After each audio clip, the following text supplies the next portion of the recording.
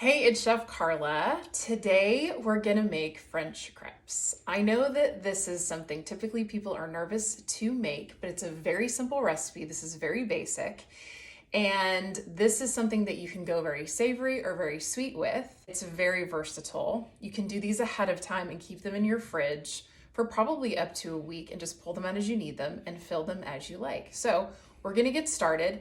Everything is done in a blender, which is wonderful. So I have milk here. I like to use whole milk because I think it performs the best for these types of recipes, especially this one. So whole milk, I have 1.5 cups. And then I'm gonna crack 4 eggs into a bowl. This recipe also is great to double. I do it all the time. It's also important as you're adding ingredients to the blender that you put the liquids in first. Otherwise, the blade can get kind of gummed up in the bottom if it's full of flour. So I have the blender here. I'm gonna add the 1.5 cups of whole milk. And then my 4 eggs.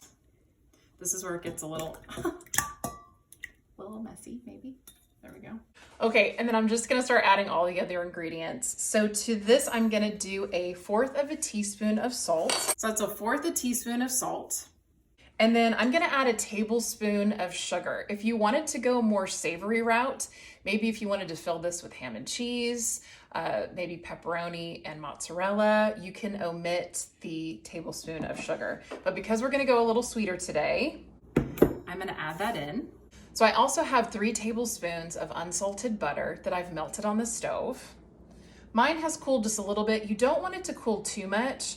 And typically when eggs are involved and hot butter, I like to make sure that it's not going to affect the eggs, but we have so much cold milk in here, it's really not gonna be a problem. However, when I pour in the butter, it is gonna turn a bit more into a solid because the milk is so cold. And then the last ingredient is flour. I'm gonna use all-purpose flour today, and you wanna make sure that you fluff your flour so that it measures correctly. Fluffing flour basically just means you scoop it and dump it a couple of times. You overfill it, and then I like to use a butter knife or some sort of flat utensil and go backwards and then forwards to make a perfect measured cup. And then you're gonna add that right to the top. Okay, I'm gonna attach this to the base, and you really only need this to be going for about 30 seconds. Make sure your lid's on really good. So now what you're looking for is you want a nice pale yellow color, and it should be nice and foamy at the top. That means you've incorporated lots of air. At this point, I let it sit and rest for about 5 minutes. That gives you enough time to get your pan heated up. Okay, so I have my pan on about medium heat. I don't want it too high because it'll get brown too quickly. The classic French way is that this should have no browning on it and should be a very pale yellow. It's all about the swirl of the pan. You want to add this right to the middle. And then immediately start picking up your pan, take it away from the heat, and swirl it around until it reaches the edge. Once it gets to the entire edge of the pan, you can put it on the heat source to start cooking. This generally takes no time at all. What's gonna happen is on the edges, it's gonna start getting lacy and dry, and that's telling me that it's about ready to flip. These are very delicate, so you can't really use a normal spatula to flip them. I'm gonna kind of get a side of this up and let it cool a bit, and then I'm gonna flip it with my fingers. I know that sounds really scary, but I promise you can do it. Okay, so it's been baking on the first side for just maybe about a minute, minute and a half. And you can kind of see on the edges that it's getting very dry. I run my spatula, heat-safe rubber spatula, around the edges really gently, just to make sure. And it's getting really dry on this side, which is a good sign. So if you try to pick it up with this papery lace part, it's gonna break on you. It's not gonna work. So you wanna kind of get up underneath of it, kind of let it get away from the pan a bit so it can cool. And then you're gonna grab it with your fingers, put your spatula down, and then give it a flip. On the second side, it's really only gonna take about 30 seconds, a minute at the most. You want this really nice pale color, and it should be opaque. You can kind of see through it.